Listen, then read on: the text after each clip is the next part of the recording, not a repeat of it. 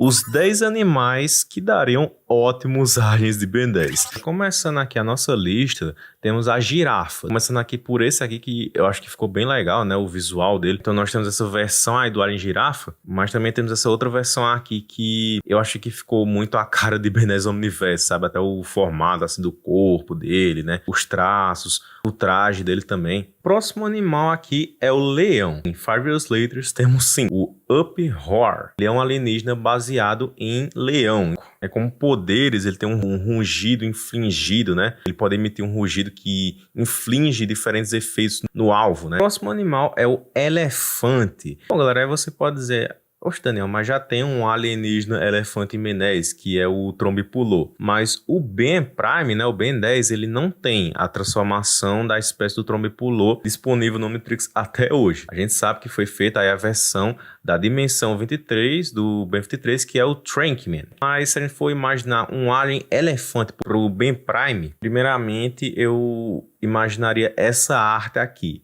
Eu acho que ficou algo bem legal e é aquele, sabe, ficar mais diferenciado do Trombipulô, né? Eu creio que esse design aqui do Alien Elefante ficaria muito mais legal, porque para mim é perfeito para o que diz respeito ao conceito de ápice da espécie. O próximo animal aqui, galera, seria o urso. No caso, nós temos também em 5 Years Later um alien baseado em um urso, no caso no urso polar. Esse é o Solar Bear. O próximo animal da nossa lista, galera, é o cavalo. O Sawhorse seria um alien assim que os poderes dele seriam uma junção assim de força, destreza, velocidade, durabilidade, além dessas lâminas cortantes dele e tudo, entendeu? O próximo animal aqui é um cavalo marinho, né? Sendo o Warhorse, tendo aí como habilidades controlar sabão, bolhas e respirar debaixo d'água. Indo agora para o canguru, olha para esse alien aqui, que é o Kang Combat, me diz se esse bicho não tem cara de ser porradeiro. O canguru na vida real mesmo já é um animal que é justamente isso, ele é muito briguento, além de ser muito habilidoso justamente nessa parte. Então imagina sendo um alien, cara, pelo amor de Deus, você é uma máquina de bater. Seguindo aqui, galera, temos também